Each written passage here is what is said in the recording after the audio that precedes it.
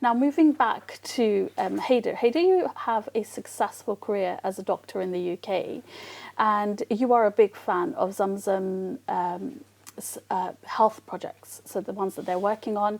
What kind of work is the organisation doing? One of the things that I would like to highlight is, as a doctor, I have a very keen interest in treating people, in making people better, in trying to cure their illness. But I know as a doctor that to try and solve a problem when it's already happened isn't the only thing that you should be doing. You should try and prevent, because prevention is better than cure. And what Zamzam are doing is they're trying to tackle all of the things that could cause people to slip into disease, and on top of that, they are treating people.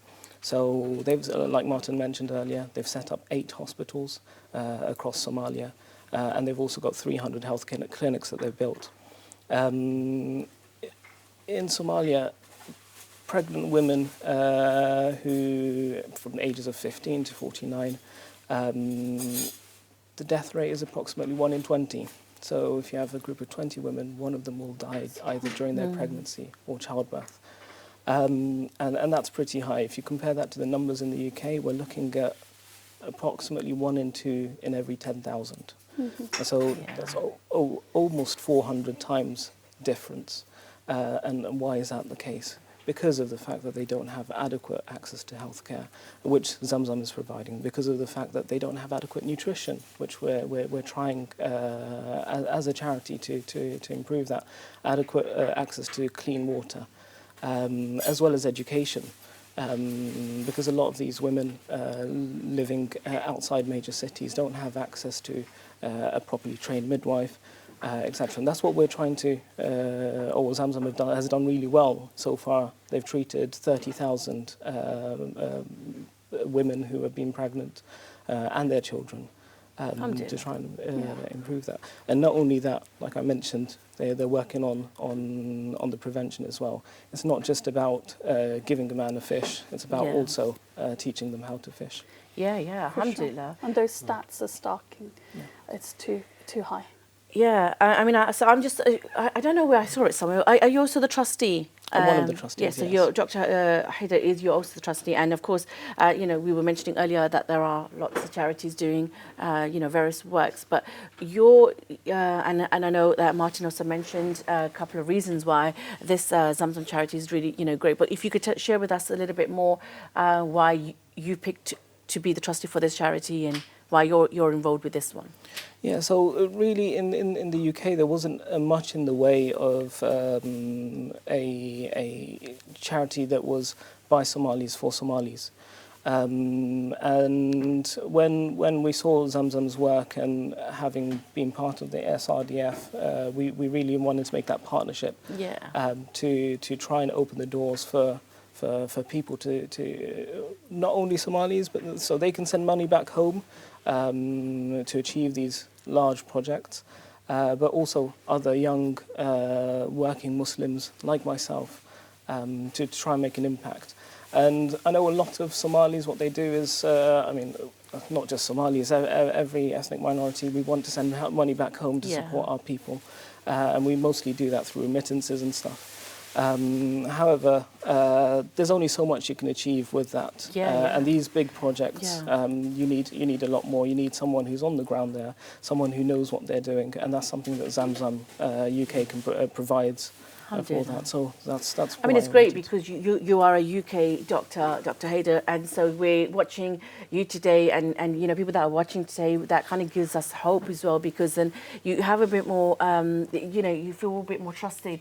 And you feel like it's a bit more reputable charity, and to be involved in. So it's something worth definitely looking into. And so you're involved, and you're the trustee for this charity as well. So alhamdulillah, Absolutely. Moving back to Martin, what is Zamzam doing right now to support Somalis during Ramadan? So I think is there specific to Ramadan that and there's how something can our viewers support you? This is a very good question.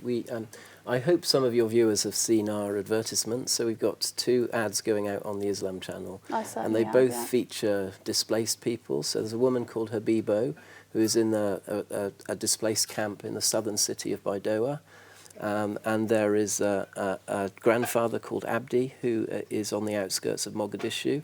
What they have in common, they've both been displaced by drought and by conflict. And Zamzam Foundation has supported them with food packs. So we found Habibo in this displaced camp in Baidoa a few weeks ago. We're doing what's called a needs assessment. When you go alongside the people who are suffering the most, you find out who the most deserving are, and you make a plan to provide for them. So we made a plan for that camp. Yeah. And remarkably, that camp's got 900 families in it. Every family met the criteria of being in severe need and needing support. So we went back on Thursday, 2 days ago, and Zamzam team provided 900 food packs for every family in that camp. And so that's a big part of what we're focusing on in Ramadan. You can donate £70, which provides a food pack with enough food to last a family of 6 for a month. Yeah. Or if the means at your disposal are more modest, please give £3 to provide an iftar. We've provided, I think, 40,000 hot meals already this Ramadan. Wow, that's amazing. And last year, Zamzam supported 144,000 people across Somalia. And a big reason why some of these other organisations are working closely with us, the likes of Islamic Relief and Save the Children, Oxfam, International Rescue Committee, is we are all over the country, and we were, as has been said, established and run by Somalis, working alongside the community, trusted to do so. We employ 500 local people across Somalia, teachers, water engineers, people working in the health clinics. So it's very much a local enterprise, but it's looking globally for support. And we're very conscious that there are Somali refugees all over the world, and they want to connect with what's happening in Somalia. But they may not trust the government, or they may be concerned about corruption.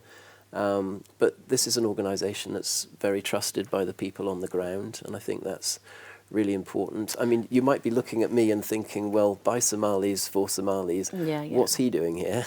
I worked for Islamic Relief for 12 years, and the first visit overseas I was privileged to make with Islamic Relief was in 2011, and I went to the Dadaab refugee camp in northeast Kenya, which was where a lot of Somalis fled from the famine in Somalia at the time. The situation was absolutely terrible, and it's estimated that over 250,000 people in Somalia lost their lives in that famine. This charity is all about prevention. It's about helping people to survive when drought strikes, and another drought has started now. But it's also about building a brighter future for all Somalis, giving hope for the future through education, through peace building. I mean, absolutely, alhamdulillah, that you are providing these food packs and everything, in the month of Ramadan for the families, which is great, alhamdulillah, and that's usually, what a lot of charities do, but the fact that outside this, you are also thinking about their future.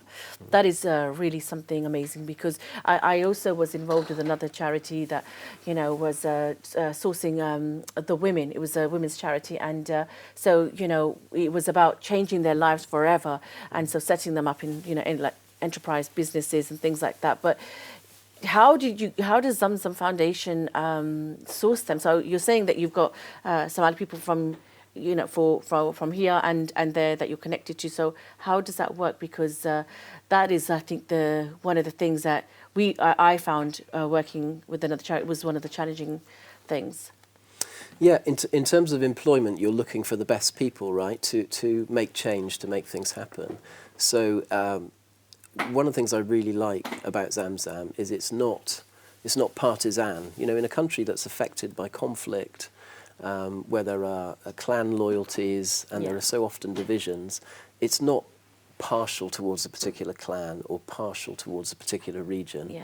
It's helping everywhere, and it employs people in all of those areas from the local community, but it's competitive recruitment, so it's not recruitment by favours. It's finding the best people to fulfil those jobs, to provide the best service to the community. Yeah.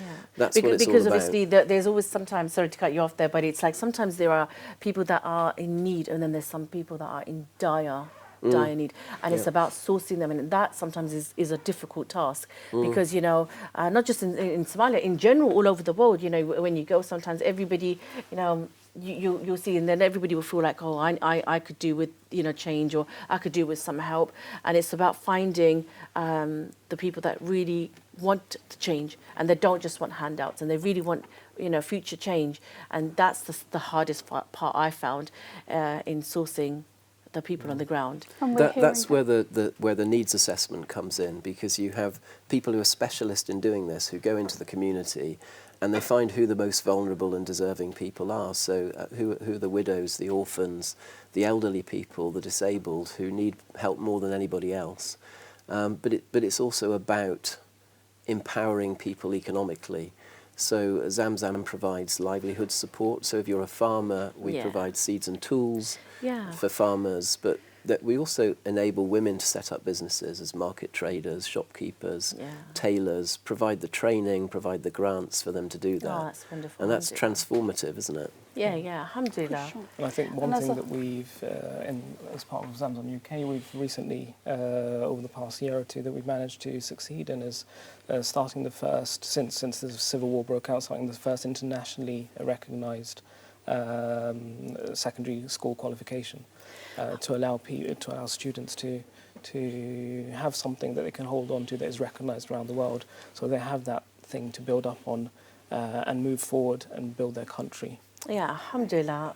What a great charity that is. That's Zamzam Foundation UK. And just to thank you guys, brother, so much for being here today. Really appreciate it, to having Great to have you Martin both. and Dr. Tahir Thank with you us for today. joining us. Thank you so much. Thank you and so much. Thank you. Inshallah, we're going to go for a quick break now, so we'll see you shortly after that.